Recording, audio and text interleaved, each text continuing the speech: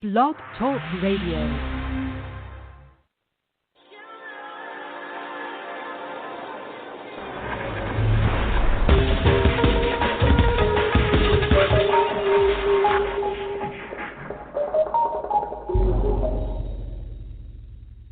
Hello, everyone, and welcome to my show. I'm your host, Diana Beloroff, award-winning and best-selling author, as well as Academy Award singer and songwriter 2016. You can find out more about me on my website, dianabeloroff.com. You can subscribe on my YouTube channel and hear and watch my new video, I'm an Angel, written and produced by me. So today we have a very special guest. Her name is Mocienne Petit Jackson. We are going to discuss her new book, Trilogy, on being the daughter of Michael Jackson. Contrary to the implication that has been drawn by members of the international press, the LA County Superior Court did not reject the case of Mocienne Petit Jackson in 2010 on the grounds of the case validity. Instead, the request to validate Ms. Jackson's crime using DNA evidence from the deceased Michael Jackson was not granted due to the fact that the state of California does not possess the jurisdiction to conduct DNA tests on the deceased. As a result, the case has remained open indefinitely. The court did not rule it is being impossible, therefore, that Michael Jackson is the father of Mocienne Petit Jackson, merely that it is impossible to determine through legal means. Ms. Jackson filed documents to the probate court in July 2010 in order to validate the fact that the late pop star Michael Jackson is indeed the father and thus to claim an inheritance. So here it is. We're going to wait for Mocienne to call. Mocienne Petit Jackson, I'm going live.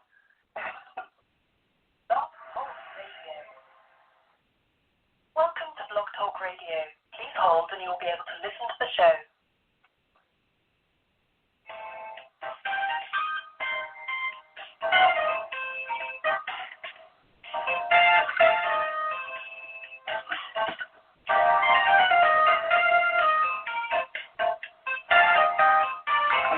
To get in. Hello. Hi, Diane. Hi. How are you doing, Senna? Yeah, I was 5 minutes too late. Sorry. That's okay. I think the show started without me. I couldn't find the number, so I was looking at my phone and searching.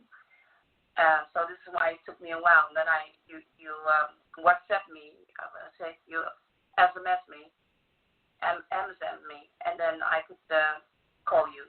I'm also live on my Instagram. Oh, that's amazing. Yeah, of course. Yeah. Of course. Yeah. So everybody can hear you. So I'm going to put the phone next to my other phone. Yeah. So you want to speak the phone, so. So welcome to my show, Mocienne. I'm so excited to have you on my radio show, and I would like to learn a lot about you, everything about your books, and congratulations on your new books. And you have translated in so many languages. It's absolutely amazing, absolutely amazing. Diana, I want to say thank you for inviting me for your show, because I never heard of you before. So we start talking. I believe 3 weeks ago, 2 weeks ago. Time's going so fast. Sometimes I just don't know. But anyway, I really want to thank you. Yeah, absolutely. I'm so happy to have you.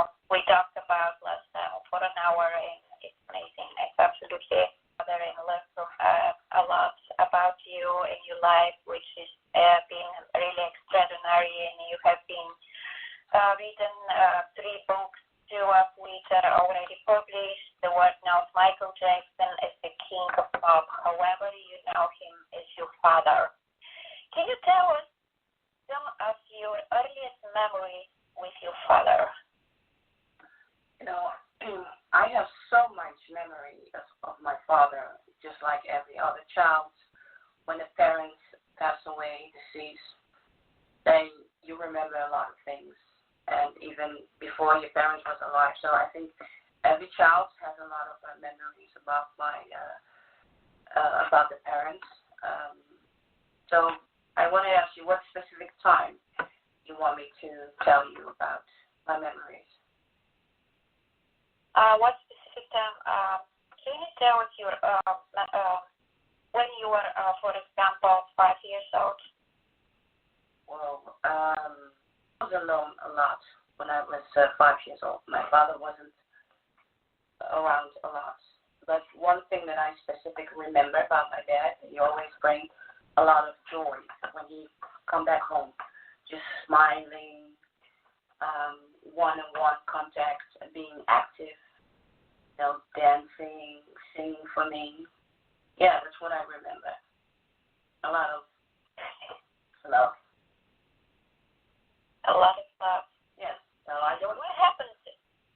When I was at 5, I didn't really have a specific memory because I was raised by a lot of nannies. So every time that my father came home, it was something like, okay, you are home. So I don't, from the memory of 5, I don't really have something special than only that I love my father's voice. When I was a child, I really loved his voice. To me, his voice sounded like an angel. That's what I remember. If you really ask me, what do you remember when you were 5 specific? I have to say my dad's voice, just him holding me and just walking with me in the room, singing songs. I can hear his heartbeat, hearing his beautiful voice. Those for me was like my world, so beautiful. And what I remember is when I cried as a child, I want to stop crying so I could listen to his voice. Yeah, this is my memory that I really remember when I was 5. It's absolutely beautiful. Like he was an angel, and that's what I think about him. Absolutely. And he was an angel. Who is your mother? My mother is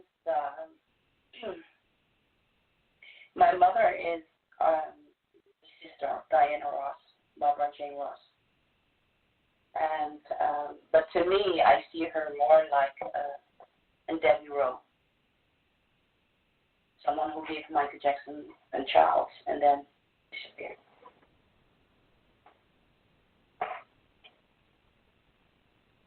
Have you tried to contact her? Have you done that? I have, yes, I have contacted my mother, and in her own way, she is there when I need her. And my mother, she's someone who really understands me. Without many words, she understands me. My mother understands that I like the life I'm living, being free. My mother is someone who loved me, and silent love. No. And what I did 4 years ago, I went to church and I burned a candle to thank my parents for giving me life. And I thank my mother for giving me life. And but in this lifetime that I'm living, she's not a part of my life. My mother, she left me when I was 6 years old with my dad completely. And my dad, Michael Jackson, told me that my mother died. He even bought a grave in Haiti, saying your mother lay there. And I don't know what happened between them, but on the moment that I was 6 years old, my father broke my heart and my mother died. So I found out that my mother was alive in 2007. I found out that my mother was alive. So since I was 6 years old, I believed my father, Michael Jackson, that my mother was no longer alive. But she passed away. I wasn't so intelligent to go investigate it, what my father was saying, because I was just a child and I just believed what he said. He said, your mother died. Where were you born, and do you remember much about where you grew up? Where I grew up, I didn't grow up in one place. I traveled a lot. What I know, what I was born, what I was told I was born, and what I remember living in Santa Barbara in California between 0 and 6 years old. After that, I moved for 1 year to the Dominican Republic, and after 1 year, I moved to Haiti. Maybe I believe I stayed in Dominican Republic. Maybe I stayed there for half month, 7 months, 8 months. I don't know, but not a year completely. And after that year, I moved to my family in Haiti. This season was it to take you to Haiti to live with the Pettit family, and how old were you then? I was 6 years old, and I was becoming seven years old. And I think the decision was made by my grandmother, Catherine Jackson, and the family Jackson. I think they made a decision. I don't feel that my father made a decision, but I think they made the decision. Because my father's career was becoming bigger, and I was something that I wasn't supposed to be. I wasn't supposed to be alive. I wasn't supposed to be. So, yeah, I think they decided to move me to Haiti. What was it like adjusting to a different country, family, and culture? The Haitian culture really brought me a lot of joy, a lot of education about life, about religion, about everything that's life. Because one of my special things that I learned in Haiti was about slavery. I was very young. I didn't know nothing about the world. I didn't understand black and white, nothing in that matter. I didn't understand nothing about civil war, because when I was brought to Haiti, there was a civil war going on with Papa Doc and Baby Doc, political. So it really made me think about the world, think about life when I was 6 years old. And I learned so much that people survive if they work together, if they are strong, and if they are determined, and if they keep their love and faith. And that's what I learned in Haiti. So I have to say that Haiti, the country, the Caribbean, they make me who I am. They teach me everything about life that I didn't know. Can you still follow me?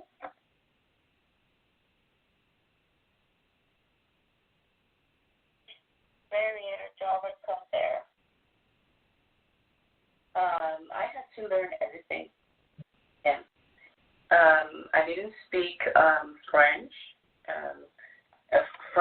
and French Creole, and I didn't speak Spanish. So I had to learn to speak these 3 languages in a very short time. It was really hard. But I accomplished it. Oh, and one thing that's funny thing is that my name is Mocienne. So when I was going to school to Haiti, I found out for the first time what my name was, what the meaning of my name was. And the meaning of my name is Mocienne. In Haitian Creole, Moci is moon, and Anna is drill. So children on my school, they were laughing at me that my name was Moonstrill. So I was like, why are you laughing at me? And they said, because your name is Moonstrill. So it was very funny that they are making jokes with me. You are Moonstrill. And I was thinking, why are you laughing at me? but so it was very special. It was very special. Yeah. So it was the first one in my life ever. I've been teased about my name. So your name is Monstrel. You know, that was funny. All the children, is your name really Mocienne? I said, yes, my name is Mocienne. Your name is Monstrel. You know, yeah. Yeah, it was difficult.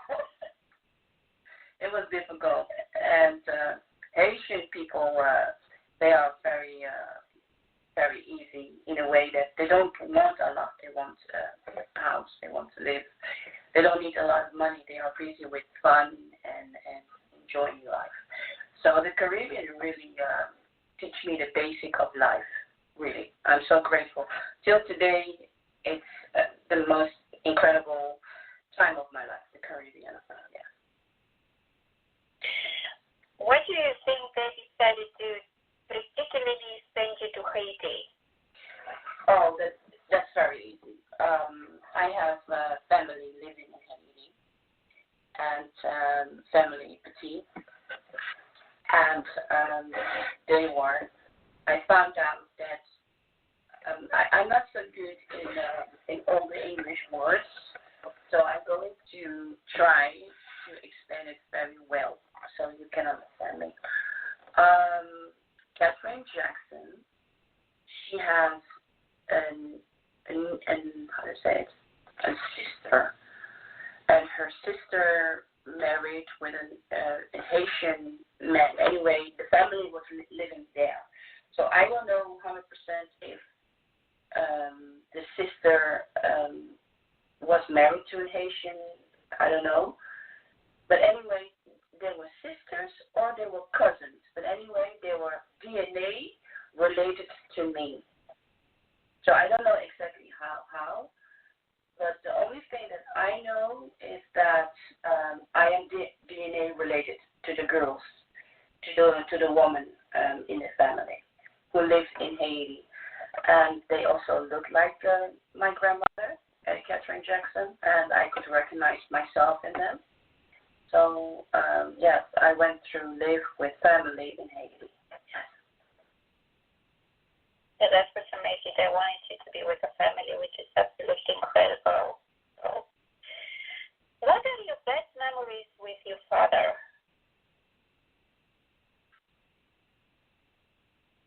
My best memories with my father? Yeah. Yeah, Michael Jackson.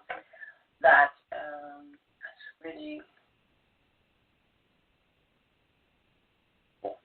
before my dad died, he was in Amsterdam with my son Joshua for the last 8 months before he died. We spent time with my son, and to me, that's the best memories that he could left me with behind before he died. If I have to say personally of me and my dad, just only me and my dad, my best memories with my dad, Mike Jackson, is to travel the world and go to every, I don't know the English word in, how do you say it? In Brazil, you have that naked woman dancing. Every country. How do you say it? Caribbean, like dancing and shaking and, how do you say it? With music and drums. And my best culture. Sorry? Different cultures. You wanted to export it? No, not different culture. No, it was how do you say? In Netherlands we call it carnaval. Carnival. Yeah. Yeah, but I don't know the English word in that. It's the same thing. Yeah, it's the same thing. I don't know. But yeah. But my best memories of my dad, if you really tell me what's the best memory of my dad, is traveling to Brazil and go to see the carnival with all this naked woman. He holding me on his neck and then dancing with me till in the morning. And then sometimes I didn't even know where it was carnival. I wake up. He carried me in the plane, and we were somewhere else in Jamaica with the carnival, and it was just him and me, him and me, listen to the drums. So my favorite memory of my dad is this moment that I fall asleep, and suddenly I am in a different country. Listen to drums, listen to music. It is him and me looking at beautiful women, shaking their ass, having beautiful bodies, and he and me walking around in different countries, listening to the drums, talking to the musicians, after when they play. He allowed me to touch the drum, to touch any musical thing. I mean, this is my golden moment. This is my private moment of, wow, that was the best of my dad.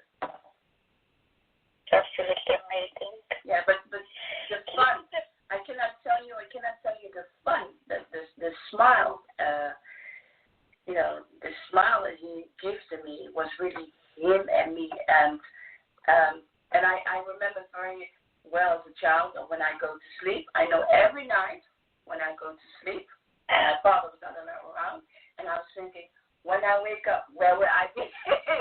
Where will I be?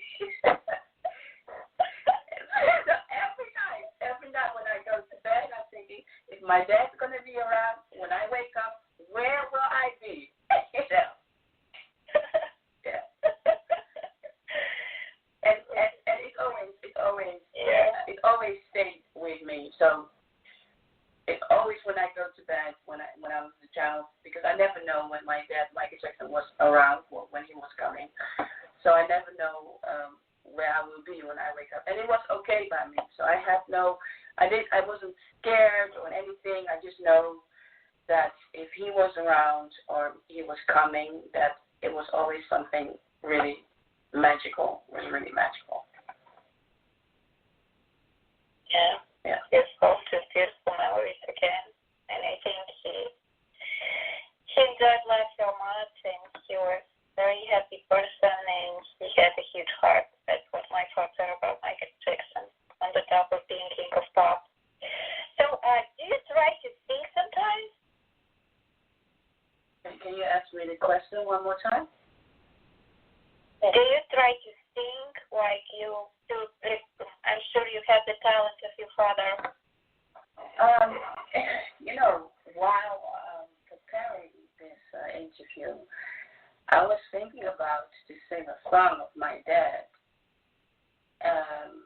But then I was thinking, if I do that on radio, I don't know if we are going to have a legal problem with the estate of Michael Jackson if I sing the song.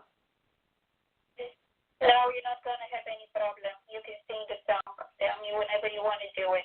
Okay. I was thinking, because I wrote my autobiography, I was thinking all the time about my dad's songs, and I was thinking, should I do it or should I not do it? So now that you asked me, let me sing a song of my dad's song, and always it really reminds me of him. And I didn't study the lyrics really good, so I have to do it completely out of my head. So maybe I will make some mistakes with the lyrics, but I didn't practice it. I didn't practice. I was just thinking about it, and I said, no, I'm not going to do that. I don't want to have fun with it. They don't want to know. And this is not my favorite song, not at all. But to him, it was a very important song. So I'm gonna sing a song for my dad, and it's called "Have You Seen My Childhood?" So give me 1 second. Have you seen my childhood? I'm searching for the one with my youth, like stories to tell, dreams I will dare, watch me fly, before you judge me, try hard to love me, and in your heart, and have you seen my childhood? I'm searching for the wandering mind, like stories to tell, dreams I will dare, watch me slide. Before you judge me, try hard to love me, and in your heart, and have you seen my childhood? Wow, beautiful. It's a beautiful song. Thank you. You know, and the thing is that I like about the song is this. People say I'm not okay, 'cause I'm not such a tricky thing. Before I call my fate for a childhood, I never know. Have you seen my childhood? Well, you have his angelic voice. Absolutely. Beautiful. Yeah, I have that. Absolutely. Yeah, you do. You definitely have his voice. Yeah. But this song is really, I'm thinking, yeah, this is a song that means so much to him. And, yeah. Can you tell us about your book just a little bit? If the people, when people buy your book, what they're going to learn? My book is a memorial to my dad, Michael Jackson. And what people are going to learn is a side of him that they cannot imagine. And they can only imagine that when they read my story. They will find out that there is so much of the King of Pop they didn't know. Everybody, every family has secrets, and I'm one of the secrets. And because I'm such a big secret, people cannot believe that I'm real. And what this book is going to give them, it's going to give them an adventure they didn't expect to ever imagine to be real.